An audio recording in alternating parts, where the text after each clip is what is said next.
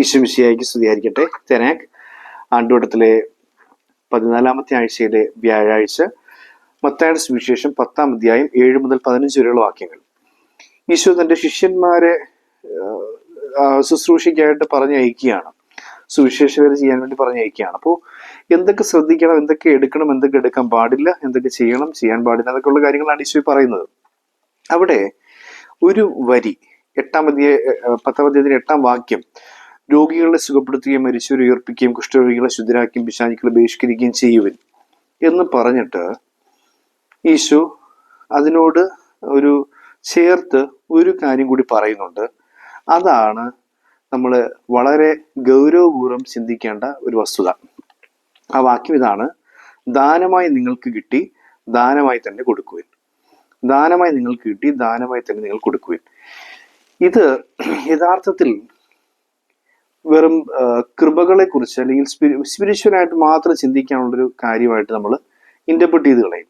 നമ്മളങ്ങനെയാണല്ലോ, സുവിശേഷമൊക്കെ കൈ കിട്ടുമ്പോൾ, കേൾക്കുമ്പോൾ, വായിക്കുമ്പോൾ നമുക്ക് അത്ര പരിക്ക് പറ്റാത്ത രീതിക്ക് നമ്മളുടെ സൗകര്യപ്രദമായ ശൈലിയിൽ സുവിശേഷത്തെ വ്യാഖ്യാനിച്ച് വഷളാക്കാറുണ്ട്.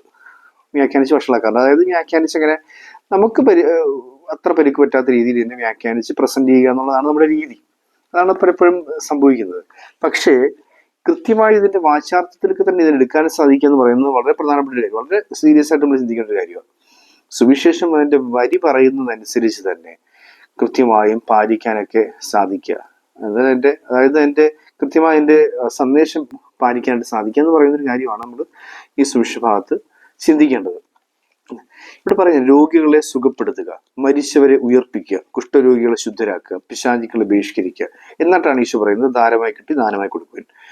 ഈ മേൽപ്പറഞ്ഞ കാര്യങ്ങളൊന്നും തന്നെ നമുക്കിപ്പോൾ ചെയ്യാനായിട്ട് പറ്റുന്നില്ല. രോഗികളെ സുഖപ്പെടുത്തുക, ഇങ്ങനെ കൈവച്ച് ചിലപ്പോൾ ചില ധ്യാന ഗുരുക്കന്മാർ ചെയ്യുന്നുണ്ടെന്ന് മാത്രം. മരിച്ചവരെ ഉയർപ്പിക്കുക, കുഷ്ഠരോഗികളെ ശുദ്ധരാക്കുക എന്നൊക്കെ പറയുന്ന കാര്യങ്ങൾ ദാനമായി നമുക്ക് കിട്ടിയിട്ടില്ല. അതുകൊണ്ട് നമ്മൾ ദാനമായി കൊടുക്കേണ്ട ആവശ്യമില്ലല്ലോ എന്ന് നമ്മൾ ചിന്തിച്ച് അവസാനിപ്പിക്കും. പക്ഷേ ഈ വരി സൂചിപ്പിക്കുന്നത് എന്താണ്?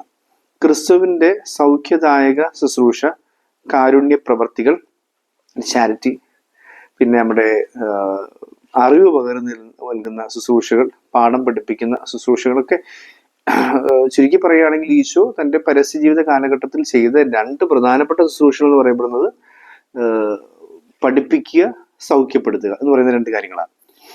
നമ്മൾ സാമൂഹികപരമായിട്ട് കാണുമ്പോൾ മനസ്സിലാക്കേണ്ട ഒരു വസ്തുത. ഈ 2 കാര്യങ്ങൾ സഭ എന്നും ചെയ്യുന്നുണ്ട്. എത്രത്തോളം ദാനമായി ചെയ്യുന്നു, ഇതാണ് നമ്മൾ ചിന്തിക്കേണ്ടത്. നമുക്ക് ഇത് സഭയ്ക്ക് ചെയ്യാൻ പറ്റുന്നില്ല എന്നുള്ളതാണ് സഭയുടെ പരാജയം. സഭയ്ക്ക് ക്രിസ്തുവിനെ വിറ്റ്നസ് ചെയ്യാനായിട്ട്, സാക്ഷ്യപ്പെടുത്തുവാനായിട്ട് സാധിക്കാതെ പോകുന്നതിന്റെ പ്രശ്നം ഇതാ. നമ്മൾ ഉൾപ്പെടുന്ന സഭ എന്ന് പറയുമ്പോഴത്തേക്കും മെത്രാന്മാരും വൈദികരും മാത്രമല്ല, എല്ലാ ആത്മാരും ദൈവജനം മുഴുവൻ ജ്ഞാനസ്നാനം സ്വീകരിച്ച സകലരും ഉൾക്കൊള്ളുന്ന സഭയ്ക്ക് ഉള്ള ഒരു പോരായ്മ എന്തെന്ന് ചോദിച്ചു കഴിഞ്ഞാൽ ഈ ദാനമായി കിട്ടിയത് ദാനമായി കൊടുക്കാൻ പറ്റുന്നില്ല എന്നുള്ളതാണ്. ഇതിനെല്ലാം നമുക്ക് നമ്മുടേതായിട്ടുള്ള ന്യായീകരണങ്ങൾ പറഞ്ഞുകൊണ്ട് ബിസിനസ് ആക്കിയിട്ടുണ്ട്. അതാണ് നമുക്ക് മനസ്സിലാക്കേണ്ടത്. ഉദാഹരണത്തിന് നമുക്ക് സ്കൂളുകൾ എടുക്കാം. ഇപ്പൊ നമ്മൾ സ്കൂൾ തുറന്ന സമയമാണല്ലോ, സ്കൂളുകൾ എടുക്കുമ്പോൾ ഈ സ്കൂളുകളിലേക്ക് അഡ്മിഷനൊക്കെ ഉണ്ട്.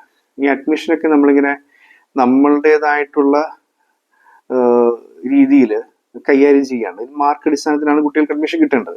പിന്നെ കമ്മ്യൂണിറ്റി കോട്ട, മാനേജ്മെന്റ് കോട്ട എന്നൊക്കെ പറയുമ്പോൾ ഒരുപാട് അത്തരത്തിലൊക്കെ അഡ്മിഷൻ കിട്ടാനുള്ള സാഹചര്യങ്ങളൊക്കെ ഉണ്ട്. പക്ഷെ നമ്മുടെ മിക്ക ക്രൈസ്തവ സഭകളും, കത്തോലിക്ക സഭ മാത്രമല്ല, ക്രൈസ്തവ സഭകളും, ഈ സുവിശേഷം വായിക്കുന്നതെല്ലാം ക്രൈസ്തവരും മൊത്തം ഉണ്ടല്ലോ, കത്തോലിക്ക സഭയും അകത്തോലിക്ക വിശ്വാസികളായിട്ട് പ്രോട്ടസ്റ്റന്റ്, ഓർത്തഡോക്സ് ഒക്കെ തുടങ്ങിയ ക്രൈസ്തവ സഭകൾ, ഈ വ്യത്യസ്ത ക്രൈസ്തവ സഭകൾ, ഇനി കത്തോലിക്ക സഭയിൽ തന്നെ വ്യത്യസ്ത രൂപതകളിലും ഒക്കെ നമ്മൾ കാണുന്നൊരു കാര്യം ഈ ദിവസങ്ങളിലെ ഒരു വലിയ വിൽപ്പനയാണ്.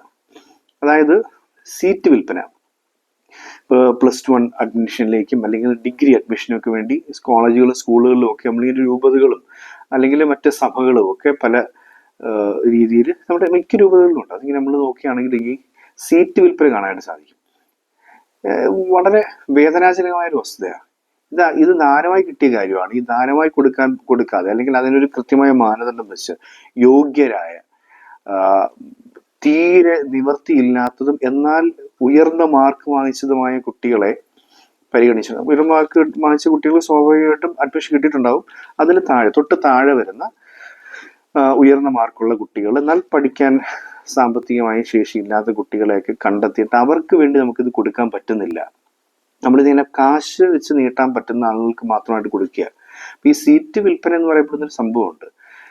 മിക്ക സ്ഥലങ്ങളിലും, ഈ പറയപ്പെടുന്ന മിക്ക സഭകളിലും മിക്ക രൂപതകളിലും ഒക്കെ ഇതിനൊന്നും രസീത് പോലും ഇല്ലെന്നുള്ളതാണ് യാഥാർത്ഥ്യം. മുമ്പ് ഈ സീറ്റ് വിൽപ്പനയാണ്. അപ്പൊ ഇത് ഇത് രഹസ്യമായും പരസ്യമായിട്ടൊക്കെ ചെയ്യാറുണ്ട്. ഞാനിത് പറയുമ്പോൾ സഭയ്ക്കെതിരെ പറയുന്നു, അല്ലെങ്കിൽ ക്രൈസ്തവ സഭയ്ക്കെതിരെ പറയുന്നു, കത്തോലിക്ക സഭയ്ക്കെതിരെ പറയുന്നു എന്ന രീതിയിലാണ് നമ്മൾ ചിന്തിക്കുക. പക്ഷെ നമുക്കിത് അറിയാവുന്ന ഒരു യാഥാർത്ഥ്യമാണ്. ഇതൊരു സോഷ്യൽ ഇഷ്യൂ ആകാൻ വേണ്ടി പറയുന്ന കാര്യമല്ല, പക്ഷെ ഇത് ചിന്തിക്കാൻ വേണ്ടി പറയുന്നൊരു കാര്യം. കാര്യം ഈ സഭ തന്നെ ഈ ജീവിച്ച് കാണിച്ച് സഭയാണ് ഇത് പഠിപ്പിക്കേണ്ടത്. സഭയുടെ സ്ഥാപനങ്ങളാണ് ഇത് നമ്മൾ പഠിപ്പിക്കേണ്ടത്. പകരം ഈ സഭയ്ക്ക് ഇത് പഠിപ്പിക്കാൻ പറ്റുന്നില്ല, പിന്നെ സാധാരണ മനുഷ്യരോട് പറഞ്ഞിട്ട് കാര്യമുണ്ടോ? സഭയ്ക്കുള്ളിലെ സാധാരണ മനുഷ്യരോട് പറഞ്ഞിട്ട് കാര്യമുണ്ടോ? നമുക്കിങ്ങനെ ഇത് ആളുകൾ ചിന്തിക്കാൻ, പലരും എന്നോട് വ്യക്തിപരമായിട്ട് സംസാരിച്ചപ്പോൾ പറഞ്ഞ ചില കാര്യങ്ങളാണ്. പക്ഷെ ഇതിങ്ങനെ ഇത്രയും പൈസക്കൊക്കെ ഈ സീറ്റ് വിൽക്കുകയല്ലേ, യോഗ്യരായവരെ കണ്ടെത്തി കൊടുത്തു. എൻ്റെ മകന് കിട്ടണമെന്ന് നിർബന്ധമൊന്നും ഞാൻ പറയുന്നില്ല. പക്ഷെ മാർക്കൊക്കെ അടിസ്ഥാനത്തിൽ യോഗ്യരായിട്ടുള്ള എത്രയോ ദരിദ്രരായ കുഞ്ഞുങ്ങളുണ്ട്, അവർക്ക് കിട്ടിക്കൂടെ? ജോലി കൊടുക്കുമ്പോഴൊക്കെ അങ്ങനെ തന്നെയാണ്, ജോലിയും അങ്ങനെയൊക്കെ തന്നെയാണ്. അപ്പൊ നമ്മൾ ഓർക്കേണ്ട ഒരു കാര്യം, ദാനമായി കിട്ടി. നമ്മുടെ എയ്ഡഡ് സ്കൂളുകളിൽ കുട്ടികളെ പഠിപ്പിക്കുമ്പോഴത്തേക്ക് ഫീസ് ഇല്ലാതെ പഠിപ്പിക്കുന്നു പറയുന്നത് ഗവൺമെന്റ് അല്ലെങ്കിൽ പിടി മുറുക്കും, ഗവൺമെന്റ് ഇടപെടും. അതുള്ളത് കൊണ്ട് മാത്രമാണ് നമ്മളങ്ങനെ അവിടെ പ്രത്യേകിച്ച് ഫീസൊന്നും ഇല്ലാത്തത് പഠിപ്പിക്കുന്നത്. അവിടെയും മറ്റു രീതിയിലുള്ള കാര്യങ്ങൾ, സംഭാവനയും കാര്യങ്ങളൊക്കെ ഉണ്ട് താനും. പക്ഷെ നമ്മൾ ഓർക്കേണ്ട ഒരു വസ്തുത, ഇത് നമുക്ക് ജീവിച്ച് കാണിക്കാൻ പറ്റുന്നില്ലെന്നേ. ഈ ഇത്തരത്തിലുള്ള വചനഭാവങ്ങൾ നമുക്ക് ജീവിച്ച് കാണിക്കാൻ പറ്റുന്നില്ല. ജോലി അല്ലെങ്കിൽ ഇത്തരത്തിലുള്ള അഡ്മിഷനുകൾക്കൊക്കെ നമ്മൾ ചെയ്യുന്നില്ലെന്നൊക്കെയാ ഒരു പരക്കൊരു ധാരണയും പ്രഖ്യാപനങ്ങളും ഒക്കെ. പക്ഷെ ചെയ്യുന്നുണ്ട്, പൈസ വാങ്ങിക്കുന്നുണ്ടെന്നുള്ളതാണ് യാഥാർത്ഥ്യം. അപ്പൊ ഇത് ഒരു വിവാദമാകാൻ വേണ്ടി അല്ലെങ്കിൽ ഒരു ചർച്ചയ്ക്ക് വേണ്ടി പറയുന്ന ഒരു കാര്യമല്ല. നമ്മൾ സ്വയം ഒരു ആത്മവിമർശനത്തിന് വേണ്ടി എടുക്കേണ്ട ഒരു വസ്തുതയാണ്. തെറ്റല്ലേ ഈ ചെയ്യുന്നതെന്ന് ചിന്തിക്കാൻ വേണ്ടി പറയുന്നൊരു കാര്യമാണ്. നമ്മുടെ ഈ ഹോസ്പിറ്റലുകളിലൊക്കെ തന്നെയാണെങ്കിൽ അങ്ങനെ തന്നെയാണ്. എന്തോരം ദരിദ്രരായ മനുഷ്യര്, അവർക്ക് വേണ്ടി എത്രത്തോളം ചാരിറ്റി നമുക്ക് ചെയ്യാൻ പറ്റും. അതിന്റെ ബിസിനസ് സംബന്ധമായ കാര്യങ്ങളിലേക്ക് മാത്രം ലക്ഷ്യം വെക്കുകയും അതിന്റെ ആ ബിസിനസ് പുരോഗതിയും ലാഭങ്ങളും മാത്രം മുമ്പിൽ കാണുകയും ചെയ്തുകൊണ്ട് സംഭവങ്ങൾ മുന്നോട്ട് കൊണ്ടുപോകാൻ ശ്രമിക്കുമ്പോൾ എത്രയോ ദരിദ്രർക്ക് ഇതിന്റെ സേവനങ്ങൾ സൗജന്യമായി അല്ലെങ്കിൽ ഭാഗികമായിട്ടെങ്കിലും ഇളവ് കിട്ടിയൊക്കെ അത് അവരുടെ ചികിത്സ പൂർത്തിയാക്കാൻ അവർ ആഗ്രഹിക്കുന്നു. അതാണ് സഭ ആഗ്രഹിക്കുന്നതും അതാണ് ഈശോ ആഗ്രഹിക്കുന്നത്. അത് നമുക്ക് ചെയ്തു കൊടുക്കാൻ പറ്റുന്നില്ല. ഇങ്ങനെ മേമ്പൊടിക്ക് ഒരു പേരിന് ഒക്കെ വേണ്ടി അവിടെ ഇവിടെയൊക്കെ ആയിട്ട് ഇങ്ങനെ കുറച്ച് ചാരിറ്റി ഒക്കെ ചെയ്യുന്നു, അത് കൊട്ടിഘോഷിക്കുന്നു എന്നുള്ളതല്ലാതെ എന്ത് ചെയ്യുന്നു എന്നുള്ളതാണ് ചോദ്യം. ഇതൊരു ആത്മവിമർശനമാണ്.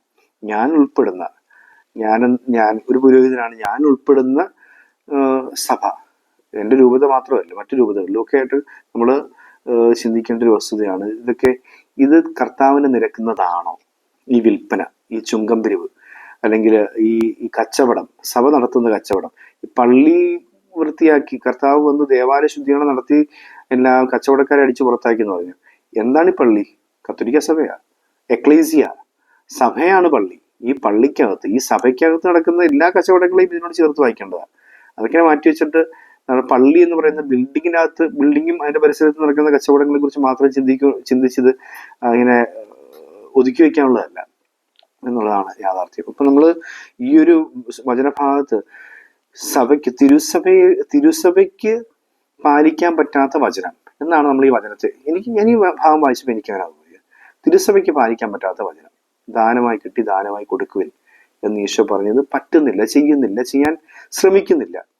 അതാണ് യാഥാർത്ഥ്യം. അപ്പൊ ഇതിന് ഒരുപാട് ന്യായീകരണങ്ങളൊക്കെ പറയാൻ സാധിച്ചിരിക്കും. പക്ഷെ എന്തൊക്കെ ന്യായീകരണങ്ങളൊക്കെ പറഞ്ഞു. പക്ഷെ ന്യായീകരണങ്ങളെല്ലാം നടത്തിയതിനു ശേഷം ഒന്ന് ഇരുന്ന് ചിന്തിച്ച് നോക്കിയാൽ മനസ്സിലാവും ഈ ചെയ്യുന്നതൊക്കെ ശരിയാവുന്നുള്ളത്. അപ്പൊ ഇത് ചെയ്യുന്നത് തെറ്റ് തന്നെയാണ്. ഇതിനിപ്പോ ഈ ദിവസങ്ങളിലൊക്കെ നമ്മൾ അതിന്റെ അത്തരത്തിലുള്ള കാര്യങ്ങൾ എല്ലാ ഇടങ്ങളിലും നടന്നുകൊണ്ടിരിക്കുക. സീറ്റ് വിൽപ്പനകളും ജോലി വിൽപ്പനകളും ഒക്കെ നടന്നുകൊണ്ടിരിക്കുന്ന, അതിൻ്റെയൊക്കെ ലേലം വിളികളൊക്കെ നടന്നുകൊണ്ടിരിക്കുന്ന ഒരു സാഹചര്യം കടന്നു പോകുമ്പോൾ ഈ സുവിശേഷ ഭാഗം ഒരു തീ കത്തുന്ന ചോദ്യചിഹ്നമായി നമ്മുടെ മുമ്പിൽ നിൽക്കേണ്ടതായിട്ടുണ്ട്. തീ കത്തുന്ന ചോദ്യചിഹ്നമായി നമ്മുടെ മുമ്പിൽ നിൽക്കേണ്ടതുണ്ട്. നമുക്കതിനെ ആ രീതിയിൽ ഗൗരവപൂർവ്വം തന്നെ പരിഗണിച്ചുകൊണ്ട്, ആത്മവിമർശനമായി സ്വീകരിച്ചുകൊണ്ട്, തിരുത്തലുകളിൽ സ്വീകരിച്ചുകൊണ്ട് കർത്താവ് ആഗ്രഹിച്ച തിരുസഭയായി മുന്നോട്ട് പോകാനുള്ള കൃപയ്ക്കായി പ്രാർത്ഥിക്കാം. ദൈവം അനുഗ്രഹിക്കട്ടെ.